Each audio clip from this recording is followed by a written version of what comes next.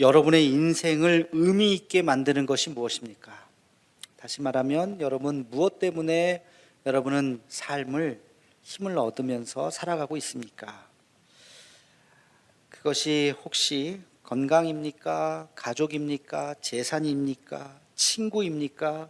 성취감, 직업입니까? 종교입니까? 취미입니까? 여러 가지 답이 나올 수 있겠죠? 이 질문을 선진국 17개 나라의 모든 사람들에게 한 미국의 유명한 리서치 회사 퓨 리서치라고 하는 데서 질문을 했습니다. 당신의 인생을 의미 있게 만드는 것이 무엇입니까? 18,850명이 답을 한 결과가 지난주에 발표가 됐습니다. 자, 우리가 알고 있는 선진국 17개 나라니까 웬만한 나라 다 있습니다. 프랑스, 독일, 영국, 미국, 일본, 스웨덴, 스페인 다 있어요. 일본은 대부분 뭐예요? 일본이 대부분이 거의 다가 가족이에요. 가족. 내 인생을 의미 있게 만드는 거? 당연히 가족이죠 라고 대답했다는 거예요. 근데 한국은 뭐예요? 재산, 돈. 2위는 이렇게 보세요. 대부분 뭐가 들어갔어요? 직업이에요. 자기 일을 통해서 자기가 만족함을 느끼는 거예요. 그래서 일이 중요하죠, 나에게. 그렇게 대답을 했는데 한국은 건강 그랬어요. 건강이 있어야 돈을 번다고 생각하시는 것 같아요. 3위는 뭐가 있어요? 건강, 직업, 취미, 조금 다양하죠, 그렇죠? 3위에 한국은 가족이 들어갔습니다. 2, 3, 4위는 조금씩 다르지만 직업, 건강, 친구 이런 것이 들어가 있어요. 근데요, 17개 나라 중에 압도적으로 1위가 재산인 나라는 한국밖에 없어요. 한국밖에 없어요. 우리의 좀 부끄러운 치부를 좀 들킨 것 같은 그런 느낌을 좀 받게 됩니다. 여기서 좀 특이한 것 하나가 있는데요. 특이한 것이 있는데 2위와 4위가 전 세계에 공통적으로 나오는 것이 직업하고 친구예요. 자기의 직업을 통해서 자기는 의미를 느끼고 친구의 관계를 통해서 의미를 느낀다. 근데 직업과 친구는 우리나라는 5위권 밖에 있습니다. 직업은 아무래도 좋다. 뭘 해도 돈 많이 벌면 된다. 친구도 돈 되는 친구, 나한테 도움이 되는 친구지 그게 진짜 인간적인 친구가 아니다라고 생각하고 있는 것은 아닌지.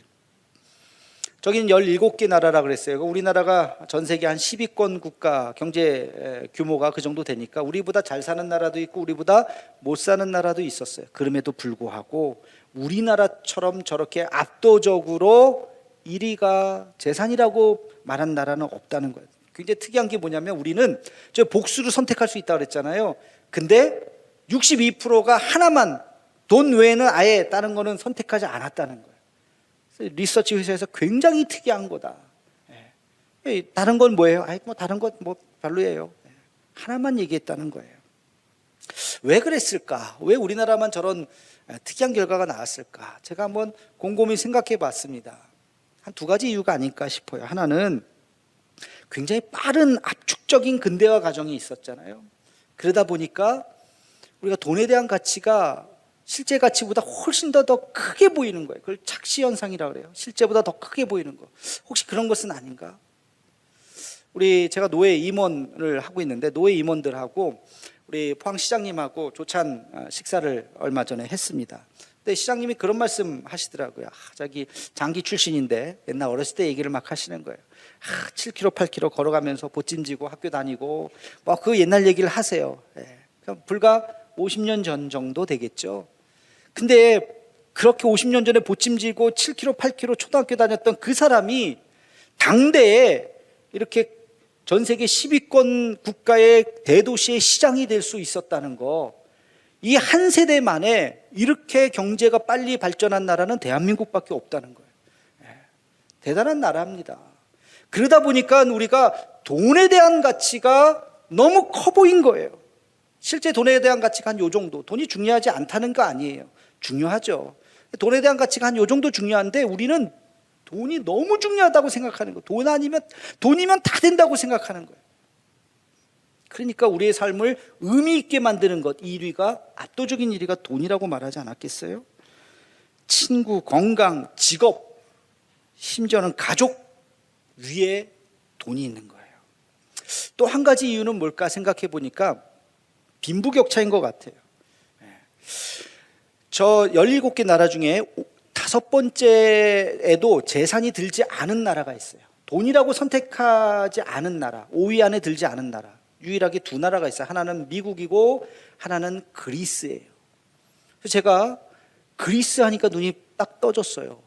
그리스는 재산이라고 선택하지 않았어요. 5위권 밖에 있어요. 제가 지난번에 그리스 터키 성지순례를 갔을 때 그리스 여행 가이드가 이런 얘기를 하시더라고요. 그리스 사람들은 돈에 대해서 별로 이렇게 돈 벌려고 하지 않는 것 같아요. 그래서 아니 왜 그래요? 그랬더니 그리스 사람들은요 빈부격차가 별로 없어요. 잘 살아도 그냥 그렇고 못 살아도 그냥 그렇고 큰 차이가 없다는 거예요. 밖에 나와서 에스프레소 차 한 잔 마시면서 그냥 담소 나누는 거 그런 걸 너무 좋아하고 얘기하고 이런 걸 너무 좋아하고 그러지 뭐 커피 한 잔은 못 사 먹을 사람이 어디 있습니까? 그러니까 그냥 막 돈을 벌려고 막 혈안이 되지 않는다는 거예요. 그래서 그러고 보니까 그리스의 뭐 대표적인 기업이 생각나는 게 없어요. 큰 기업도 없는 것 같아요. 그냥 그 사람들의 생활 수준이 다 거기서 거기인 거예요. 그러다 보니까 돈에 대한 가치가 그렇게 없는 거예요. 그 나라는. 근데 우리는 바로 옆에 떼돈 벌었다는 얘기 들잖아요. 그렇죠? 여러분 요즘에 유행하는 말 중에 벼락거지라는 말 들어보셨죠? 나는 열심히 그냥 일했는데 갑자기 다른 사람들이 다 부자가 되는 바람에 내가 그냥 벼락거지가 된 거예요. 아파트 값이 나는 전세 살고 이 사람은 집을 샀는데 그 사람은 집값이 꽉 올라갔고 똑같이 살았는데 나는 그 모양이야. 벼락거지가 됐네. 이런 말들이 신종의 말들이 우리를 너무 괴롭히게 되는 거예요. 빈부격차가 너무 큰 거예요. 그러니까 나는 뭐하고 살았나? 이런 자괴감도 들고 슬프고 돈밖에 없네. 돈을 위해서 막 살게 되는 것이죠. 저 통계를 보다 보니까 또 의미 있는 통계 하나가 나오더라고요. 그 뭐냐면 여러분들은 뭐라고 대답하시는지 모르겠어요. 복수 대답 중에서 여러분의 삶을 의미 있게 만드는 것 중에 저는 신앙이요 라고 대답할 사람 있을까요? 없을까요? 있겠죠. 복수 대답이니까 여러분 그래도 신앙이요라고 하나 정도 해야 되지 않겠어요? 근데 신앙이요라고 대답한 사람이 전체 17개 국가 중에 마지막 5위에 딱 한 나라가 들어갔어요. 그게 미국이에요. 표 하나 보여주세요. 미국이 유일하게 15%의 사람이 내 삶을 의미 있게 만드는 것은 신앙입니다 라고 대답한 사람이 15%예요. 그게 5위였어요. 5위. 자, 그 다음에는 뉴질랜드, 호주, 네덜란드 전부 5%, 4%로 뚝뚝뚝 떨어져요. 그죠? 대부분 2%대. 그리고 1%. 한국은 어디 있어요? 1%. 다행이에요. 일본은 0%인데. 일본은 신앙이요라고 대답한 사람이 아무도 없었다는 거예요. 우리는 1%가 신앙이라고 대답했어요. 우리 한국의 크리스찬 비율이 몇 %인데 보통 옛날에 25%, 지금 한 20%, 18%, 조금 적게 말하는 사람은 15%라고 얘기하지만 그 정도, 그래도 15%에서 20% 사이 왔다 갔다 할 텐데 그런 분들조차도 내 삶을 의미 있게 만드는 것이 신앙입니다라고 말하지 않았다는 거예요. 15분의 1, 20분의 1만 신앙이요 1%의 사람들만 그렇게 얘기했다는 것은 참으로 좀 부끄러운 모습이 아닐까 싶은 생각도 듭니다. 여러분 이 질문은요 그냥 제가 그냥 말씀드리는 게 아니라 바로 성경이 우리에게 그 질문을 하고 있습니다. 베드로전서 오늘 우리 본문 말씀을 읽어보겠습니다. 14절 말씀 함께 같이 읽겠습니다. 시작. 그러나 의를 위하여 고난을 받으면 복 있는 자니 그들이 두려워하는 것을 두려워하지 말며 근심하지 말고. 아멘. 의를 위해서 고난을 받으면 복 있는 자다. 지금 이 말은 이렇게 묻는 거예요. 당신들은 지금 무엇을 위해서 고난받고 있습니까? 당신들은 지금 무엇을 위해서 수고하고 땀 흘리고 애쓰고 있습니까? 라고 질문을 하는 것입니다. 여러분 지금 무엇을 위해서 수고하고 있나요? 무엇을 위해서 애쓰고 있나요? 고난을 위해서, 우리가 주님의 그 고난에 동참하기 위해서 수고하는 자는 복이 있다라고 이야기하고 있습니다. 그 다음에 15절 우리 함께 같이 읽겠습니다. 시작. 너희 마음에 그리스도를 주로 삼아 거룩하게 하고 너희 속에 있는 소망에 관한 이유를 묻는 자에게는 대답할 것을 항상 준비하되 온유와 두려움으로 하고. 아멘. 너희 속에 있는 소망에 관한 이유를 묻는 자에게 대답할 것을 준비해라. 여러분, 무엇으로 소망하십니까? 여러분의 궁극적인 소망이 무엇입니까? 왜 사십니까? 여러분의 궁극적인 가치가 무엇입니까? 라고 질문한다면 뭐라고 대답하겠냐는 것입니다. 오늘 14절과 15절의 말씀이 바로 그 질문을 하는 거예요. 당신의 인생을 의미 있게 만드는 것이 무엇입니까? 바로 그 질문이에요. 여러분, 무엇을 위해서 수고하고 계십니까? 땀 흘리고 계십니까? 여러분의 궁극적인 삶의 목적은, 여러분의 궁극적인 삶의 소망은 무엇입니까? 라고 질문하고 있는 것이죠. 뭐라고 대답하시겠어요? 스위스의 내과 의사이자 정신의학자인 폴 트루니에 박사라고 하는 분이 계십니다. 이분은 내과 의사이고 정신과 의사이기도 하고 독실한 크리스찬이기도 합니다. 그렇기 때문에 심리학과 신학과 그리고 의학, 이 세 가지 분야를 아주 잘 절충한 아주 독특한 캐릭터를 갖고 있는 분이에요. 그래서 사람을 고칠 때 인간의 의술에 신앙의 가치가 결합되어야만 온전한 치유가 가능하다라고 하는 것을 주장했던 분이에요. 그래서 이분의 의학을 인격의학이다 이렇게 이야기합니다. 그래서 의사는 그냥 기계적으로 병만 고치는 것이 아니라 환자와 대화하고 환자와 인격적인 관계를 맺고 그러면서 용기를 북돋아주고 그러면서 치유를 할 수 있도록 많은 대화를 해야 된다라고 하는 것을 주장하는 분이 바로 이 폴 트루니에 박사입니다. 여러 권의 책을 썼는데요. 그 중에 인생의 사계절이라고 하는 책이 유명합니다. 인생을 보면 우리가 인생이 삶이 봄, 여름, 가을, 겨울 있듯이 우리 인생도 봄, 여름, 가을, 겨울과 같은 하나의 사계절이 있다는 거예요. 몇 살까지가 봄이고 몇 살까지가 여름이고 그 물리적인 숫자가 중요한 것이 아니라 여기서 중요한 것은 환절기와 같은 어떤 그런 변곡점이 있다는 것입니다. 봄에서 여름으로 가는 것, 여름에서 가을로 가는 것, 우리의 삶이 변하는 변화의 지점이 있다는 것을 이분은 지금 이야기하고 있어요. 그 변화의 지점에서 일어나는 일이 뭐냐? 그게 두 가지인데 하나는 사건이요, 또 하나는 만남이라는 것입니다. 여러분, 날씨도 그렇지 않나요? 어제하고 오늘하고 뭐 별 차이 없죠. 매일매일은 별 차이가 없는데 어느 날 보니까 여름이네, 어느 날 보니까 가을이네, 그렇죠? 어느 날 보니까 지금은 이제 겨울의 문턱 앞에 가 있는 거예요. 매일매일은 별 차이가 없는데 어느 날 계절이 변하는 거죠. 우리의 삶도 마찬가지예요. 매일매일은 별 차이가 없는 것 같은데 어느 날 내 인생이 여름이요, 어느 날 내 인생이 가을이라는 거예요. 그 사이에 뭐가 있다고요? 사건이 있었어요. 그 사이에 만남이 있었다는 거예요. 자기의 이야기를 합니다. 이 폴 트루니에 박사는 태어난 지 3개월 만에 아버지가 돌아가셨어요. 그가 6살 때 어머니가 돌아가셨어요. 거의 고아예요. 얼마나 부모 없이 자란 6살짜리 아이가 뭘 의지하겠습니까? 그렇죠? 의지할 데 없이 내성적이고 의기소침한 아이로 자라고 있었는데 고등학교 시절 자기의 이야기에 귀를 기울였던 선생님을 만나게 됩니다. 줄루 디부아라고 하는 그 선생님이 나타나서 그를 긍휼히 여겨줬겠죠. 불쌍히 여겨줬겠죠. 그의 이야기에 귀를 기울여주고 용기를 주고 부모와 같이 그를 사랑해 주었습니다. 그로부터 자기의 인생이 변했노라고 이야기해요. 그리고 그의 인생에 또 하나의 변곡점이 있었는데 그가 의사가 돼서 사람들을 많이 치유하는데 한 환자를 만났어요. 그 환자가 놀랍도록 병이 이제 완치가 되었는데 어떻게 됐나고 이야기를 들어봤더니 그가 옥스퍼드 그룹의 멤버였습니다. 옥스퍼드 그룹이라고 하는 것은 도덕 재무장 운동, 옛날에 MRI라고 하는 그런 초등학교 때 뭐 그런 단체 같은 게 조금 한때 유행했었는데요. 그 MRI라고 하는 단체가 기원이 바로 이 옥스퍼드 그룹에서 도덕적으로 우리가 잘 살자, 윤리적으로 우리가 아주 신실하게 살자라고 하는 그 그룹, 거기에서부터 나온 거예요. 이 환자가 그 그룹 출신이었는데 아주 신실한 크리스찬이 되면서 그의 병이 완전히 나은 거예요. 그 환자를 보면서 이 폴 트루니에도 영향을 받아서 그가 신앙적으로 큰 변화가 일어나게 됩니다. 그래서 자기의 인생에 아주 중요한 변곡점으로 이야기해요. 아까 이야기했던 인격의학이라고 하는 것이 이 환자를 만남으로써 본격적으로 자기의 어떤 주장을 이제 펼치게 되는 것이죠. 자, 이 폴 트루니에 박사가 매우 중요한 지적을 합니다. 그게 뭐냐면 왜 질병이 일어나는가, 질병의 원인에 대해서 이야기를 합니다.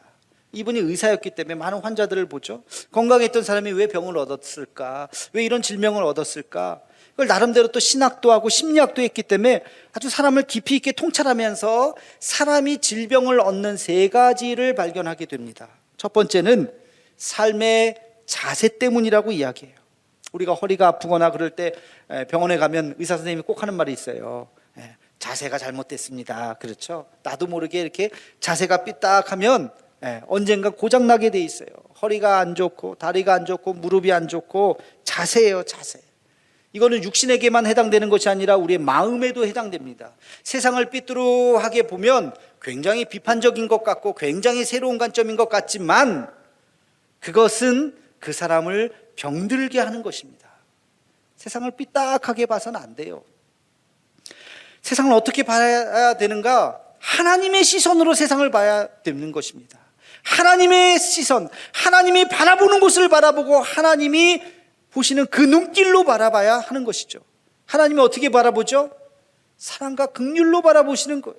우리가 그 마음으로 세상을 바라볼 때 우리의 자세가 올바라지고 마음이 치유가 되고 우리의 육신이 치유가 되는 줄로 믿습니다. 여러분, 자세가 바르지 않으면 병에 걸린다고요. 두 번째가 균형감의 상실이에요. 균형감의 상실. 사람을 가만히 보면요, 매우 균형 있게 만드셨어요. 사람을 가운데로 이렇게 한번 나눠보세요. 눈도 양쪽에 딱 있죠? 콧구멍도 이렇게 양쪽에 딱 이렇게 있죠? 손도 양쪽으로 딱 있죠? 이렇게 대칭이 되잖아요. 이렇게 손가락도 그대로, 그렇죠? 다리도 그렇고, 그렇죠? 가운데로 이렇게 딱 잘라보면 아주 균형감 있게 만들었다고요. 사람의 육체뿐만이 아니에요. 우리의 정신도 그래요. 우리의 마음도 그래요. 여러분, 우리가 마음도 잘 균형을 잡아야 됩니다. 제가 늘 강조하지 않습니까? 인간의 이성과 감성을 잘 조화해야 됩니다. 또 우리의 현실과 이상을 잘 조화 있게 살아야 돼요. 일과 심 균형을 가져야 됩니다. 너무 일중독이 되어서도 안 되고 너무 놀아도 안 되고 균형이 잘 잡혀야 됩니다. 가정과 직장 잘 균형이 잡혀야 됩니다. 우리 신앙적으로도 보면 말씀과 기도가 균형이 잡혀야 돼요. 묵상과 실천이 균형이 잡혀야 돼요. 그리고 이생의 삶과 천국, 내생의 우리의 생각을 균형을 잡아야 됩니다. 너무 이 세상에서만 영원히 살 것처럼 살지 말고 하늘나라를 바라보면서 살아야 하는 것입니다. 이 균형이 깨어져 버리면, 한쪽이 치우쳐 버리면 병들기 시작하는 겁니다. 몸도 마음도 병드는 거예요. 세 번째, 이 폴 트루니에 박사가 이야기에는 이 사람이 병드는 세 가지 아주 제일 중요한 것이 있는데 그게 바로 환경적인 요인이라는 것입니다. 환자를 잘 치유했어요. 완치를 했어요. 이제 당신 건강해졌습니다. 이제 가셔서 건강하게 잘 사세요. 아유 고맙습니다 하고 집에 가면 얼마 안 있다가 다시 온다는 거예요. 선생님이 또 병 났어요. 또 잘 치유를 했어요. 치료를 하고 이제 다 났어요. 이제 가세요 하고 갔더니 또 병이 나서 왔어요. 아니 왜 이럴까 봤더니 집이 문제인 거예요. 집이. 그 환경이 문제인 거예요. 병들 수밖에 없는 환경인 거예요. 아무리 여기서 잘 치료를 해도 집으로 가면 거기서 또 병이 나는 거예요. 그래서 이분이 이야기합니다. 환경이 중요하다. 그 환경 속에 있으면 병이 들 수밖에 없다는 거예요. 건강한 환경을 만들어야 돼요. 여러분, 식습관도 마찬가지예요. 먹는 것에서 다 병이 생기는 거죠.